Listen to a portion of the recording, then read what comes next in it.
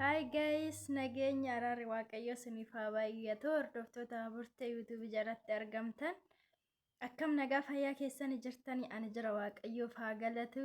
Baga jiraattanii baga nagaan na eegdan isin jechuun barbaada.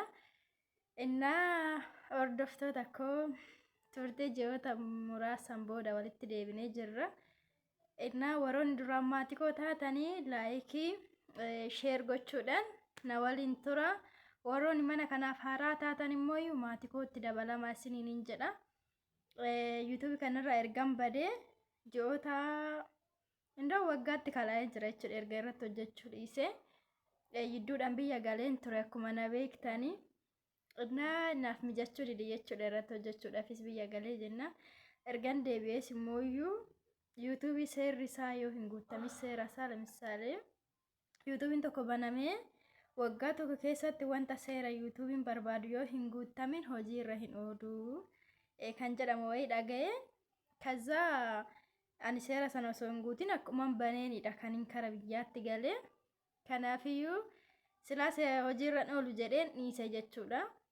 Obboleettii koo jaalatamtu kabajamtu akkas jedhee keessa mariisisee jenna. Rakkoo hin qabu yaa'u viidiyoo nati duraan hojjettee sa'aatii namni si lakkaa ture hojii irra hin oolu malee akka haaraatitti hojjechuun hin danda'ama hin rakkisu naan jette. Na dhugaa dubbachuudhaaf dura akka biraan banuu yaadeyyuu rakkoo sila waan hin qabneef amma isumarratti hin dhufe jechuudha. Isumarratti hojjechaa jira YouTube kiyya dura. Innaa jajjabinni keessan na barbaachisaa.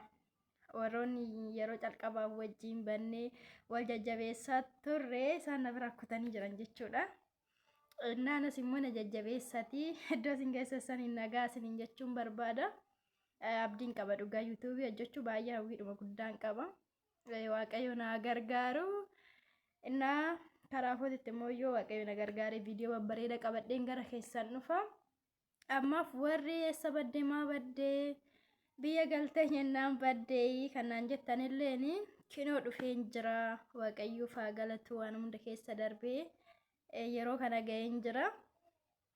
Innaa amma booda hin badu akkam bannes immoo nan beeka. Akkasis isiniin jedha turtii gaarii naaf qabaadha. Irra deebi'aa warri mana kanaaf haaraa taatan subscribe like share gochuudhaan na jajjabeessaa isiniin jedha. Baay'een sin jaaladha.